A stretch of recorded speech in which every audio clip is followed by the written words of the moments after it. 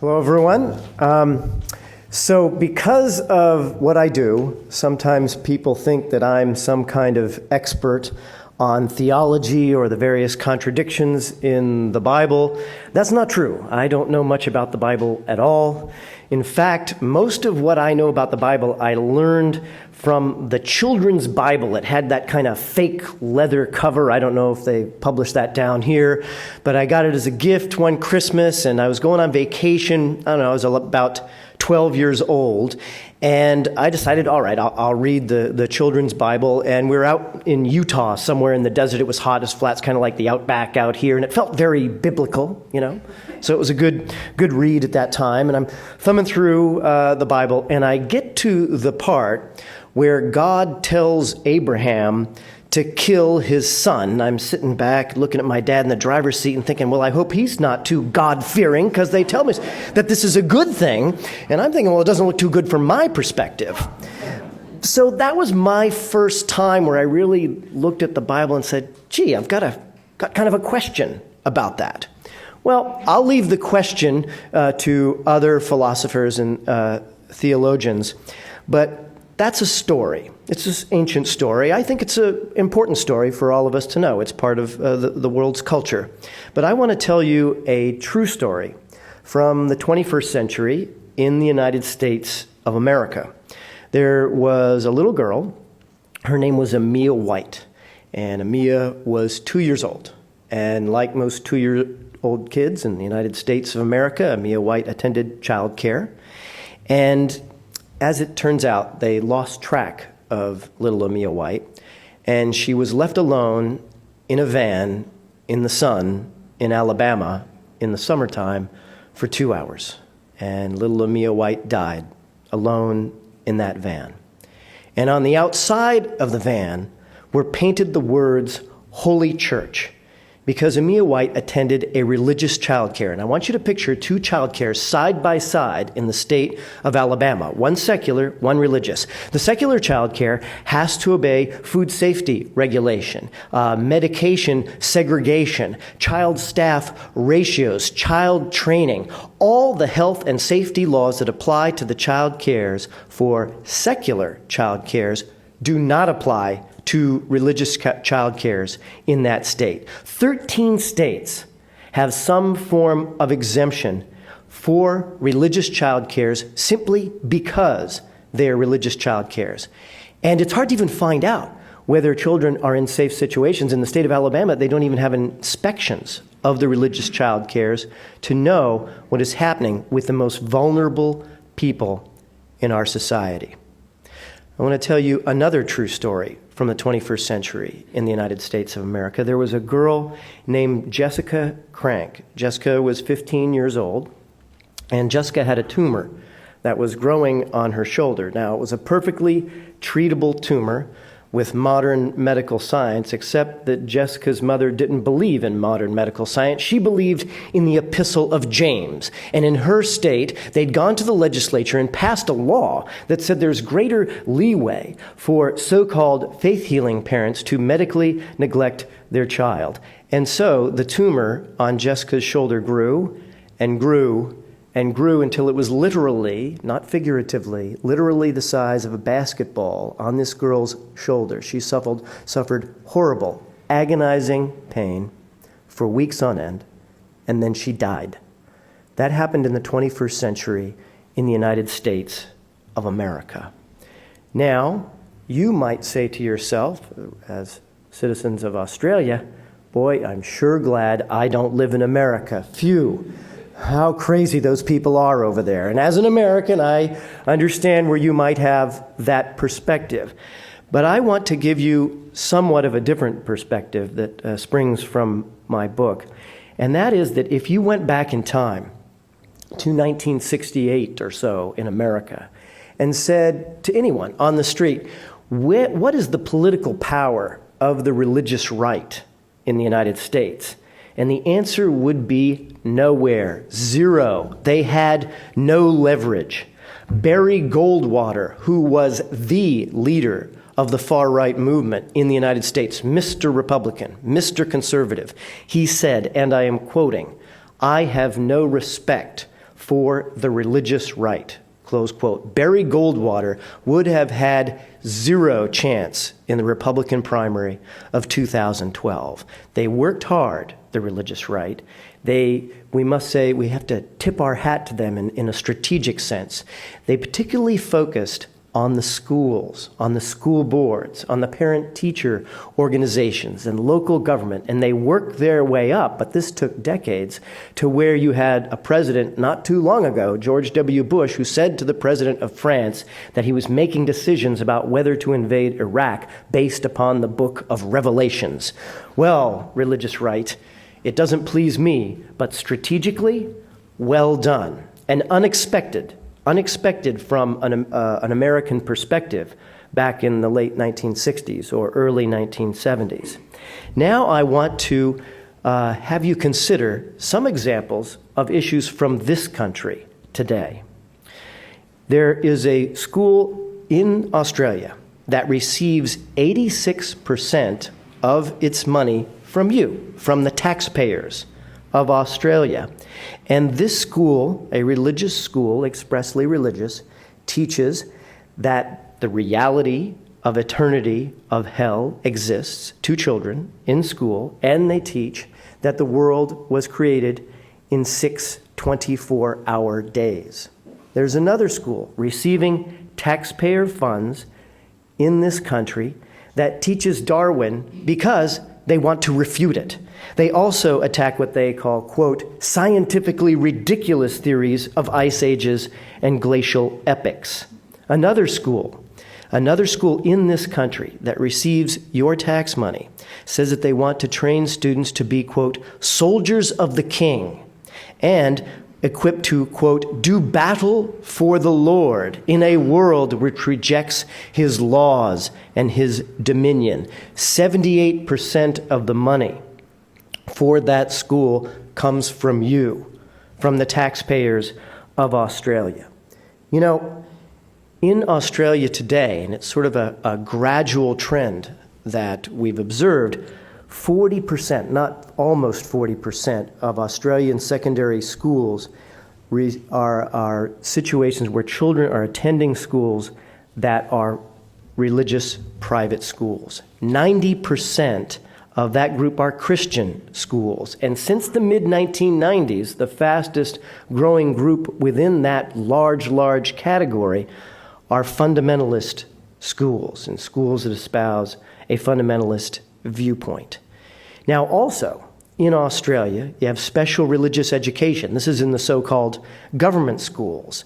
Now, this nation was founded on the values of separation of church and state. And the statutory act creating public education in Australia from the 1880s was founded on the values of secularism.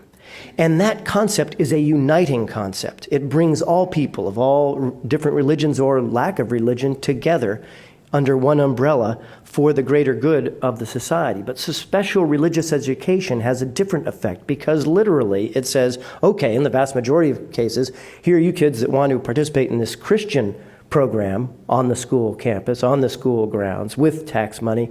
Oh, but you, the Hindu kid, sorry, you can sit over here. You, the Muslim kid, you can sit out in the hall too. Oh, the Jew, out. Oh, and the not religious person. I'm sure they say it's not going to be stigmatizing, but the inherent nature of the program where you're separating children based upon religious viewpoint is inherently divisive. Chaplains in school. Well, the chaplains in school brought into the nation of Australia with your tax dollars, well, they're organized by an organization, Access, that's largely associated with fundamentalism. The Psychological Association in Australia said they're very concerned because of the issues of professionalism. Children are facing issues like suicidal ideation, issues of domestic abuse in the home, very serious issues, and there is no evidence. There's not even any criteria for what the training would be for these chaplains in the school, as opposed to having trained counselors who deal with very serious issues for young people.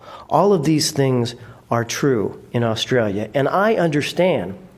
I spoke at the Sydney Opera House just recently and have had many conversations since where people will say, but this is Australia. It's different here. You don't need to worry about some kind of rise of the religious right in this country. And I understand that argument, but then I'll inquire. And I'll say, well, you know, in the United States, there are at least a couple states where we have death with dignity, freedom of individual choice at the end of life, control over your own body at the end of life. And I'll inquire about this in this country that's so secular. And people will reply, yeah, well, in that case, the two major political parties have historical ties with various religious groups, and that's not realistic. That's not going to happen here right now. And then I'll ask, what about, you know, it's being debated in our country right now, marriage equality. Well, marriage equality exists in several states already in the United States of America. And I'll say, well, geez, it's, you know, such a progressive nation in general. Where's the marriage equality issue? Well, you know, historical issues. That's not happening because of ties with other organizations in the nation of Australia. So I would just ask people to cast their mind back and think, what if you were an American in the late 60s and early 1970s? And I think those Americans would say they are very confident, don't need to worry about the religious right, because they don't have political traction at that time. But the religious right, very much organized. And I want to ask people here to consider being leaders, because it's true, when you look at the data for Australia, I mean, with the Richard Dawkins Foundation, I administer the Facebook page for the Richard Dawkins Foundation. We get millions of visits to our Facebook page all the time, and we have analytics of where these people are from. And I'm happy to report that the nation of Australia is, by our data, the most Dawkinsian nation per capita in the world. I just made up the word Dawkinsian, and I'm kind of proud of that term. And so that's wonderful, and it's encouraging, but there's a viewpoint out there, and I hear this viewpoint, by the way, from people in more secular states in America, where they'll say, I'm in Washington State, I'm not in Alabama, it's not my problem. You know, I'm in Vermont, I'm not in Mississippi, it's not my problem. And I think we need to have a viewpoint for human rights that goes beyond national borders. I want people in Australia to call out America about the deaths of Jessica Crank. I want people in Australia to point out what happened in America to Amia White. And I want us all to work together internationally. And the Richard Dawkins Foundation and the plan set out in my book can help with this, to have an international human rights movement for these issues, for your neighbors up in New Guinea, where they killed someone the other day for being a witch, and in the Arab world. The other day for me, because we get all these visits to our Facebook page, I had a fellow who sent me a message from Pakistan. They put together a humanist Facebook page in Pakistan, and they got lots of likes from people in Pakistan who supported that viewpoint. There's thousands of likes. And then that site was targeted by extremist Muslim groups who bombarded Facebook with messages saying there was what I think they call a negative user experience, and the Pakistani free-thinking Facebook page was shut down. We put together a petition on the Dawkins Facebook page. Somebody at the Facebook behemoth saw this, and they restored the Pakistani Facebook page. I think we should all care about those issues. Not too long ago, a few weeks ago, there was a guy who decided to do something really bold in Bangladesh. He typed words on the computer. He blogged that he didn't happen to agree with some Muslim edict. They took a machete and chopped in his head. We should care about those kinds of issues no matter where we live. And I think because there are such a high percentage of people in Australia who do have the values of secularism, that it is a great opportunity for an international human rights movement that we can lead together, and that the Rationalist Society of Australia, which is my host on this tour, can help bring people together in Australia to address some of the domestic issues that I've raised with you, but also that we can work together on an international human rights movement. I really believe that with the growth of secularism, you may not believe it, but it's true, particularly among young people in the United States, America is becoming a much more secular nation. And I think we are on the crest of a real surge for human rights and liberty based on secularism throughout the entire world. And I hope that people here will really commit themselves and not say, well, I personally happen to have it good, therefore it is not so important of an issue. I have a passion for this because of my 10 years of service in the Maine legislature. You know, frankly, I never really thought that much about religious issues one way or the other. It just wasn't how my mind worked. And if somebody else was religious, that was fine with me. It didn't really matter. But I served on the Judiciary Committee in my legislature. And again, this is not Mississippi, it's Maine. It's more progressive than most states in the Union. And in 10 years of service in committees of power, 3 terms on judiciary, 1 term on appropriations, which is the most powerful committee, and then as majority whip, I had reason to be lobbied. In 10 years, not once, not ever, not a single time, did someone come before me and say, listen, I represent a humanist group. I represent a rationalist group. I represent an atheist group. I'm asking you to vote for human rights based on my values. That never happened, not a single time. But in 10 years, in this much more progressive state than most in America, the religious right was there, working hard, working the halls of the legislature diligently day in and day out, and I had to respect their work ethic. But I also had to react to what they would say, because I don't know how many of you, or even what committee hearings are like in your states here at the federal parliament, but we have a horseshoe. You sit around when you're an elected official, and then people come and testify to the horseshoe of elected officials, and I'd sit there quietly listening to the testimony, and without fail, because we had jurisdiction over women's reproductive rights and over equality for gay people and a number of other issues, people would come up from religious right groups, and they would use the word moral. They would use it repeatedly. And I started to get the picture. Okay, when you're saying moral, when you're speaking against a woman's right to choose or for your power to discriminate against gay people, you were implying that my position happens to be the immoral position. And this kind of stuck in my craw. I thought to myself, why is that the moral position? What is the basis for this viewpoint? And yet everyone around the room, including the politicians who were more on the secular side, would go, oh yes, well, we have to respect that moral viewpoint. And I'd be thinking, well, where did we get this from? And I submit to you that the word morality has been stolen. That the word morality somewhere in the mid-20th century was taken from us, and that it has been trivialized by the religious right, where the word morality has something to do with your naughty bits. Well, you know what? I don't care that much about your naughty bits. You know, there's a certain set of small-town values we have in Maine about those issues. They go like this: mind your own business. Mind your own business. Those are the right values when it comes to those issues. Don't do anything coercive. Don't spread any diseases. Don't have unplanned pregnancies. Other than that, mind your own business between consenting adults. You know, in my parents' time, there were some giants who walked the earth. One giant was 5'6", and his name was Martin Luther King. And another giant was 5'9", and his name was Robert Kennedy. And they got more documented threats through the FBI, death threats, for years, more so than any other non-president, and the president has Secret Service protection. They had none.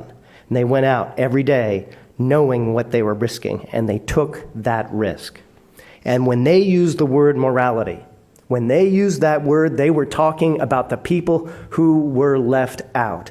They were talking about the dispossessed. They were talking about those who needed justice. That's what the word morality really means, and we need to recapture that word for justice. And I'm asking every one of you in this room to commit yourself. I am committing my life to this cause. I believe that we can change the world for the better, not just in our own respective countries, but reaching out to those who are suffering from injustice throughout the world. I ask you to commit. I ask you to get involved with the Rationalist Society here. I'm really honored that they took the 10-point vision of a secular America in my book, which is very specific to violations of separation of church and state law in America, and they have a vision for reclaiming a secular Australia. We need these for our respective countries, but we need one for Pakistan. We need one for Bangladesh, and we need to support that movement. So I'm asking you to get involved. I believe that during the next 25 years, we will look back together and say that we founded a movement that made the world a dramatically better place. I'm happy to answer any questions that you have. Thanks very much.